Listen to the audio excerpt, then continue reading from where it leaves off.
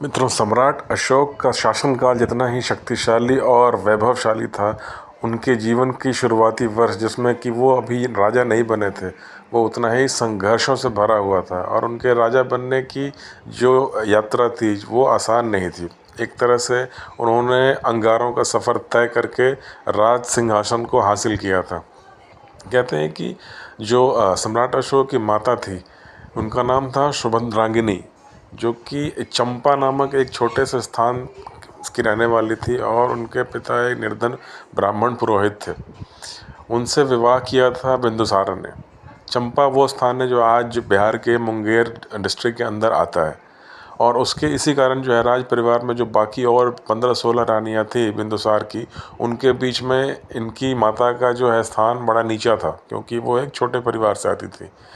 जिस कारण जो है बाद में जब सम्राट अशोक अपनी माता के गर्भ में आए, ये अपनी माँ के पेट में थे, उस समय इनकी माता ने इनका नाम रखा अशोक, जन्म से पहले ही। यानी कि अब जो है मेरा पुत्र आने वाला है, इसलिए अब मुझे कोई दुख नहीं होगा, कोई शोक नहीं होगा। इसी कारण उस पुत्र का नाम जो है उन्होंने अशोक रख दिया। कहते हैं कि जन्म के बाद भी जो है बिंदुसार जैसे अशोक की माता को पसंद नहीं करते थे, वैसे ही जो है वो अशोक को भी पसंद नहीं करते थे। इसका एक प्रमुख कारण ये भी माना जाता है कि अशोक देखने में मतलब बदसूरत थे और सुंदर नहीं थे। ये सारी बातें डिटेल में एक पुस्तक है अशोक वदान, जो संस्कृत में लिखी हुई है। हालांकि ये अशोक के जन्म के और मौर्य काल के लगभग 300-400 साल बाद लिखी हुई है, लेकिन अशोक के और मौर्य शासन के बारे में सबसे सटीक जानकारी अशोक वदान से ही मिलती है। कहते हैं कि जो उनके 100 पुत्र थे बिंदुसार के, उन्हें अलग अलग क्षेत्रों का गवर्नर बना के भेजा गया था, क्योंकि बिंदुसार और मौर्य साम्राज्य उस समय साउथ इंडिया के मैसूर और तमिलनाडु के बॉर्डर से लेके नॉर्थ में अफ़गानिस्तान के आगे रशिया और ग्रीस के बॉर्डर तक लगा हुआ था। और इसमें अशोक को मिला जो क्षेत्र वो था उज्जैन। उज्जैन एक तरह से मध्य भारत का वो इम्पोर्टेंट ट्रेड सेंटर था, जहाँ से कि मौर्यन एम्पायर की जो नॉर्दर्न एरियाज थी, पंजाब, सिंध, अफ़गानिस्तान, पाकिस्तान वाला एरिया, और जो साउथ इंडिया था, यानी कि आज का जो महाराष्ट्र, आंध्र प्रदेश, कर्नाटक, मैसूर, तमिलनाडु के बॉर्डर तक का इलाका, वो सारा क्षेत्र दोनों के बॉर्डर एक तरह से जो है उज्जैन में ही था। यानी उज्जैन से नॉर्थ एक अलग एरिया था, साउथ एक अलग एरिया था, कनेक्टिंग पॉइंट था। तो उज्जैन का जो शासन और एडमिनिस्ट्रेशन था वो अशोक ने बहुत ही अच्छे ढंग से संभाला। वहाँ की प्रजा बहुत खुश थी।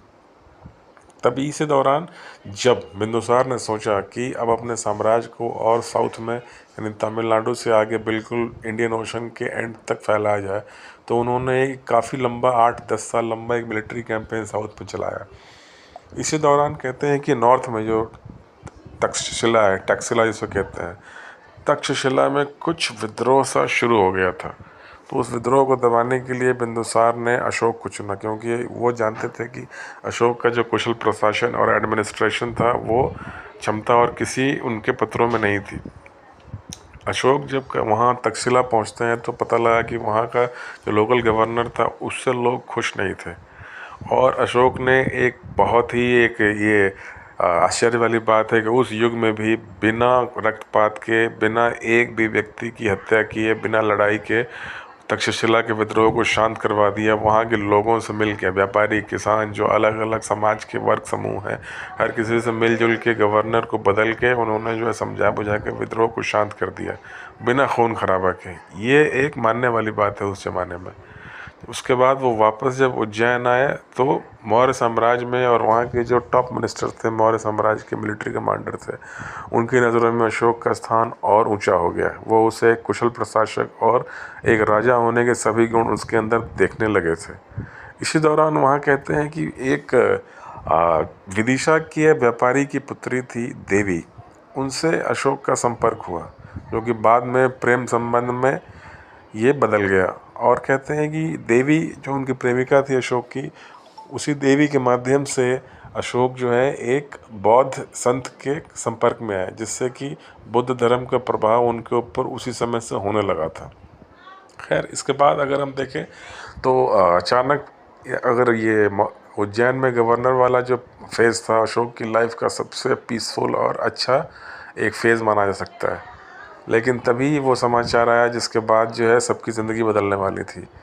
अब बिंदुसार जो है गंभीर रूप से बीमार हो गए थे। ये समाचार मगध से उज्जैन पहुंचता है।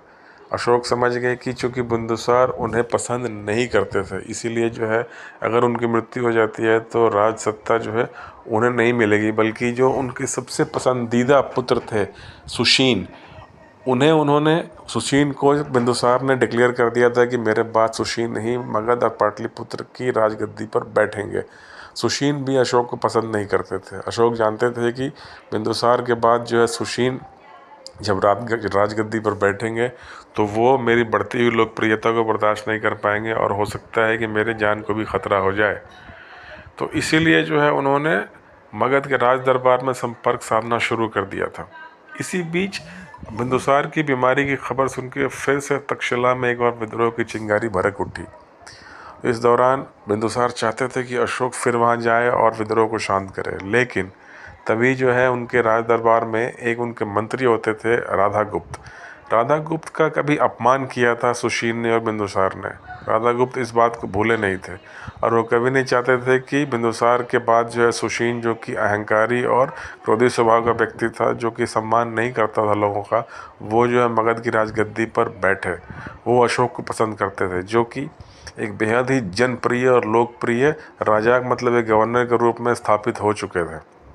तो उन्होंने अशोक से संपर्क साधा और किसी तरह उन्होंने बिंदुसार को कन्विंस करके तक्षशिला अशोक को उन्होंने तैयार कर लिया कि तक्षशिला अशोक को ना भेजें बल्कि सुशीन को भेजें, इससे उनका अनुभव बढ़ेगा और आगे जो है राज चलाने में उन्हें आसानी होगी।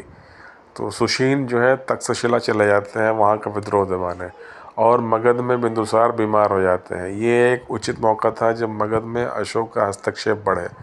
उसी समय अशोक ने जो है अपने उज्जैन की सेना, जो उनके मिलिट्री कमांडर और जो मिनिस्टर जो अशोक को अंदर अंदर ही चाहते थे कि वो राजा बने, यहाँ तक कि राधागुप्त जो कि एक मुख्य सलाहकार थे बिंदुसार के मगध में, वो उन्होंने भी बुलाया और एक तरह से मगध पर आक्रमण शुरू हो गया। पर ये इतना आसान नहीं था। मगध में आने के बाद जो है चूँकि सेना और जो प्रजा, व्यापारी वर्ग और जो बड़े बड़े सैनिक कमांडर थे, मंत्री परिषद के ऊंचे लोग जो कि मगध का विस्तार और भला चाहते थे, वो सब अशोक को राजा बनना देखना चाहते थे। लेकिन फिर भी गृह युद्ध में 4 साल लग गए और इन 4 सालों में जो है मगध में काफ़ी खून खराबा हुआ। और जैसे हम जानते हैं कि अशोक ने बाकी अपने 99 भाइयों की हत्या कर दी और उसके बाद जो है वो मगध की सत्ता पर बैठे। ये साल था सन 269 BC माना जाता है कि जब अशोक मगध की सत्ता पर आसीन हुए, और उसके बाद अगले लगभग 40-50 सालों तक वो वहाँ पर राज करते रहे। और राजा बनने के 7 या 8 साल के बाद कलिंग का युद्ध हुआ था। तो ये एक छोटी सी कहानी थी कि अशोक राजा बने कैसे और उन्हें किस तरह की कठिनाइयों का सामना करना। तो यदि मेरा वीडियो पसंद आया हो तो प्लीज़ मेरे वीडियो को लाइक कीजिए, मेरे चैनल को सब्सक्राइब कीजिए, ताकि मैं इसी ढंग की एजुकेशनल और इतिहास से जुड़े हुए विषय को लेकर आपके सामने आता रहूं। और कमेंट बॉक्स में ये भी लिख के बताइए कि अगला वीडियो किस टॉपिक पर बनाऊं, क्योंकि भारत का इतिहास अंतहीन है। बहुत बहुत धन्यवाद मेरा वीडियो